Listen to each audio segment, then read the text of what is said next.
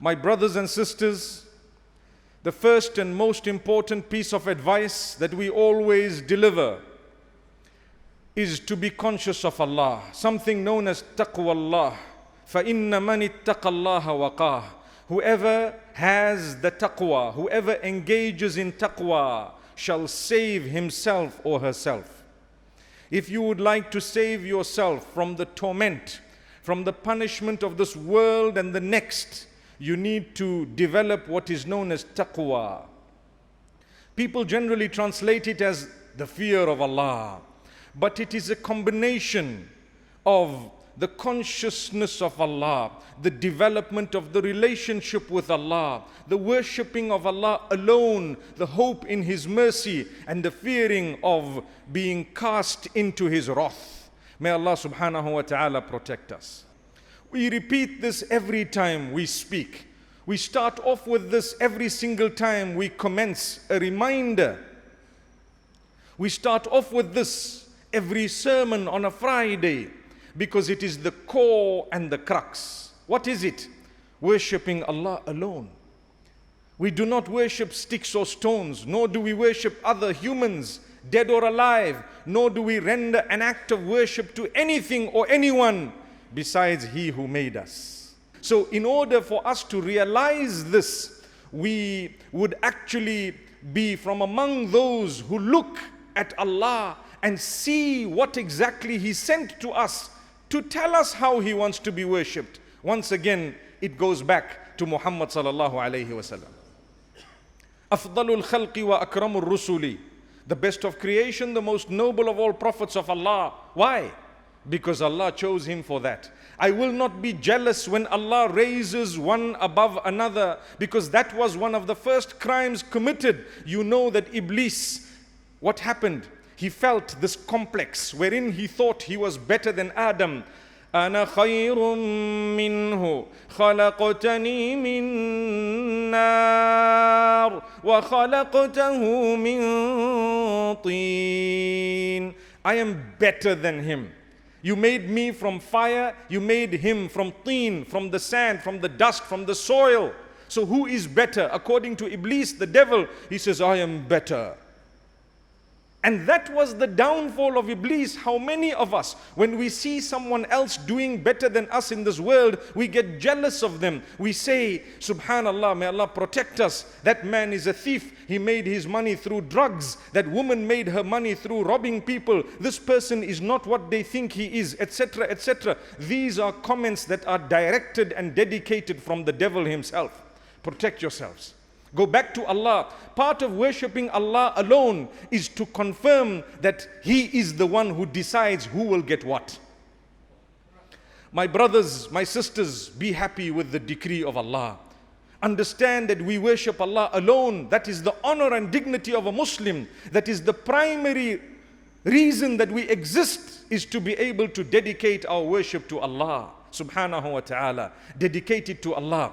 Do not change in the meanings of His names and qualities, but rather accept them, believe them, understand them. He is the one, He is the merciful, He is the owner of the day of judgment. It's not up to you and I to pass judgments within the hearts of the people. The minute I think I know what's in your heart, I've installed myself as a, not just as a mushrik, but as shirk with Allah, which means I am a partner to Allah, a'udhu billah, because Allah is the one, يَعْلَمُ خَائِنَةَ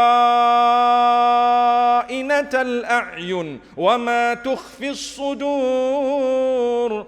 Allah knows what lies behind the eye, the deceiving eye, the one who wants to cheat, etc. I might not pick it up. That's why we are deceived sometimes on earth. A person comes and greets you, becomes your friend, and after so many years he steals your wife.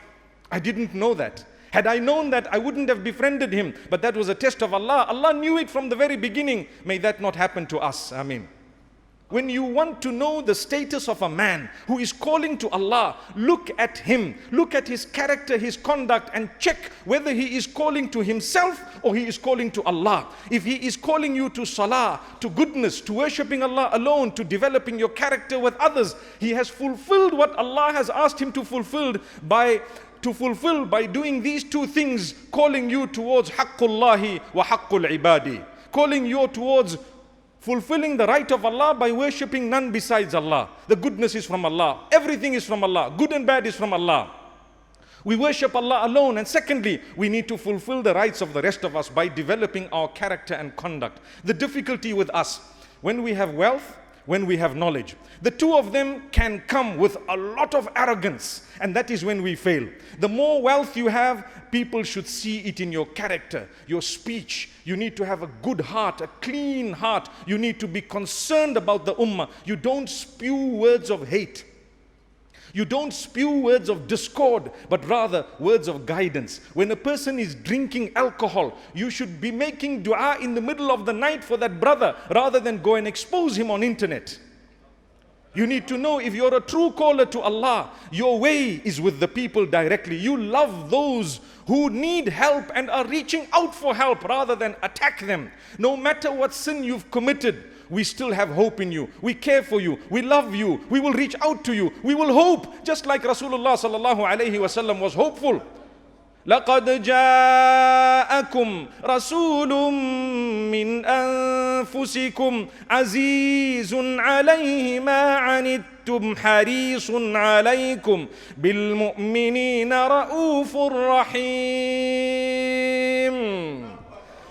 The messenger has come to you from amongst you. What a great man with what great qualities. He is so concerned about your guidance. You know, the term harisun alaykum means he desperately wants to see goodness for you. And he is so kind, compassionate with the believers. He is such a beautiful man, so much so that with the kuffar of Quraysh, he treated them with such respect that they had no option but to accept Islam at Fathu Makkah. The day he had victory, he was the most powerful on that day, the day of the victory of Makkah. He put his head right down to the neck of the camel, because he didn't come on earth with pride, with bad words, with attacking people. Today we attack our Muslim brothers and sisters, and we claim to be champions of the Nabi, champions of Tawheed and Aqeedah, champions of everything else, and we are deaf, dumb and blind. I am speaking passionately because I have witnessed what Boko Haram has done in this country. They started off, if you were to watch them, they only spoke with a bit of hatred at the beginning. They only divided people in their minds. They made you hate others so passionately and used the verses of Allah to do that. The one who gave life to others, the one in whose hands lies the hearts of others, rather than us trying with them, reaching out to them, helping them, continually trying with them, remembering that their hearts are in the hands of Allah, we began to spread and spew such hate that we started killing them in the name of the same Allah who gave them that life. And we called it Islam. If we don't talk about it from these platforms, in this beautiful country of Nigeria, we have failed in our duty unto Allah. Learn to love others. When people are going wrong, the first step is not to hate them. When people do something, the first step is called husnul dhan. You need to, if you have done something with your heart, I need to think to myself, perhaps you're making a mistake. Think good. We think the worst things of the best of us.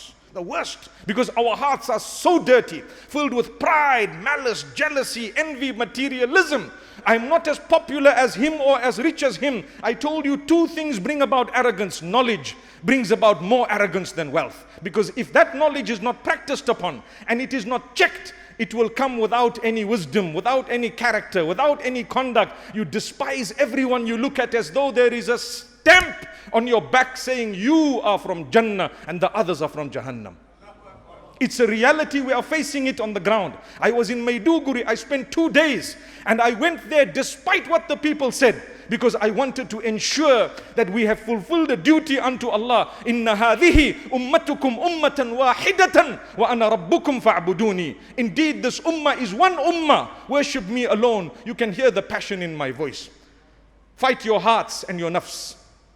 Eradicate from it jealousy, envy, hatred, etc., etc. Yes, we dislike everything that displeases Allah. But when we say the love for the sake of Allah, when someone is sinning, we definitely detest the sin, but we have hope. Imagine your own son, you find out he's on drugs. Many of you, that must be true.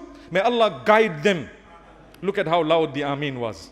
Why? Because we care for them. They are our children. I'm on the pulpit of Jum'ah saying, may Allah protect our children from the difficulties of the age. We don't hate our children. We love them, we care for them. We don't hate our own brothers when they've fallen for the bottle of alcohol, but rather we detest the sin and we have hope. If your son was on drugs for 10 years and thereafter he came back crying, won't you embrace him? Oh my son, I love you. I was praying for this day. After 10 years Allah gave it to me. Forget about the past, we start a new future. That's the truth. But if it's someone else's son, we demonize him, we break him, we destroy him. We don't want him to see daylight. Why? He's not my son. He's an evil person. That is the essence of double standards. One standard for you, another standard for others. Why should we do that? Where is your belief in Allah? Allah gave them the life. If He wanted, He could have guided them. وَلَوْ شَاءَ رَبُّكَ لَآمَنَ مَنْ فِي الْأَرْضِ كُلُّهُمْ جَمِيعًا أَفَأَنْتَ تُكْرِهُ النَّاسَ حَتَّى يَكُونُوا مُؤْمِنِينَ. Look at the verses of Allah. Powerful. Themselves are so powerful, they make us tremble. Allah says if Allah willed, He could have guided entire mankind, all of them, because the hearts are in the hands of Allah, obviously. Those who are misguided, do you think you have more power over them than Allah? Allah kept them that way for a reason. Part of it is to test you. And what do you do about them? Do you attack them and harm them and destroy them and fight them and kill them? Or do you reach out to them in a beautiful way, convince them? Look at the kuffar of Quraysh. Look at Khalid ibn al-Walid. How many Sahaba did he kill? But we still say radiyallahu anhu today because there was a stage when Allah gave him guidance. Muhammad ibn Abdullah al-Hashimi al-Qurashi sallallahu alayhi wa sallam. Do you know what he said? He said, subhanallah, ma mithlu Khalidin yajhalu al-Islam. He told al-Walid ibn al-Walid radiyallahu anhu, who was the brother of Khalid. He said, Khalid, where is he? A man as intelligent as Khalid cannot be ignorant of the fact that Islam is correct. Subhanallah. Allah will bring him. And Allah brought him. That was the messenger. If it was our way, forget about it. There's no tawbah for him. It's okay. You can kill him and use the name of Allah. Hold the Quran in one hand and the dagger in the other. That's what we would do. That's what some who claim to be knowledgeable would actually promote. And like I told you, go back and study Boko Haram. Please do. Check how they started. They started simply. They started with hatred and spewing that we are the only ones who are supposed to go to Jannah. My opinion is so sacred that anyone who holds another one, now by force I'm going to ensure that they're not allowed to have a different opinion. And what happened? The country is struggling to this day with that type of violence and killing. So be careful. Don't let it come to your pulpits. Don't let that type of teaching come to your schools, to your madaris, because there are people in our midst who look extremely beautiful. Listen to what they have to say carefully. My beloved adults who are here, the seniors of society, save our children from such people. Protect them. Watch their mouths. We are busy killing each other, wallahi, because it starts with a small spark and then there was an inferno. Be careful. I am not saying this for no reason. We worship Allah alone. We are doing it for the sake of Allah. I am not a Nabi of Allah. I will follow the Nabi to the letter. Wallahi, my brothers and sisters, when you see a non-Muslim, you should actually refer to them as not yet Muslim. That's how strongly you should know that Allah can change them at any time. Imagine referring to them as not yet Muslim. It means I have so much hope, I'm almost convinced they are going to come. Subhanallah. May Allah help us. May Allah guide us. May Allah guide our scholars. May Allah keep them with wisdom. May Allah instill love amongst them. When the scholars have love in their hearts, the rest of the ummah will have love. When they have hatred and malice and jealousy for one another, the ummah is destroyed. The same applies to those with wealth. The more you get, the more humble you should be. I want to end off by telling you, my beloved brothers and sisters, when the Prophet ﷺ entered Mecca as a victorious person with an army that could never be defeated, he put his head right down to the neck of the camel. He entered Mecca as though he was in sujood, subhanallah. No form of pride, haughtiness, arrogance, nothing. And on that day, when he could have destroyed everyone who harmed him personally, he told them, لا تثريب عليكم اليوم اذهبوا فأنتم الطلقاء. No retribution against you today. Go, you are all free. Who said that? Sallallahu alayhi wasallam, the one whom we claim to follow, yet we are harming and killing people who are closer to us than the mushrikeen of Quraysh, whom that statement was made for. People who are already in the deen, people who are already with us. We tend to spread that which causes what we have already seen. My brothers and sisters, this topic would never end. But as you know, the essence of it has been mentioned. May Allah help us to worship Him alone and to follow the sunnah of Rasulullah sallallahu alaihi wasallam, to protect ourselves from that which is innovation in the deen, and to be able to help one another in such a loving way, such a kind way, that people can come and taste this essence of the deen. 2 billion Muslims on earth. But we cannot agree on swatting a fly. Swatting a fly, we cannot agree. May Allah subhanahu wa ta'ala never ever let us taste the harm of our own selves and our own deeds. Seek the forgiveness of Allah. And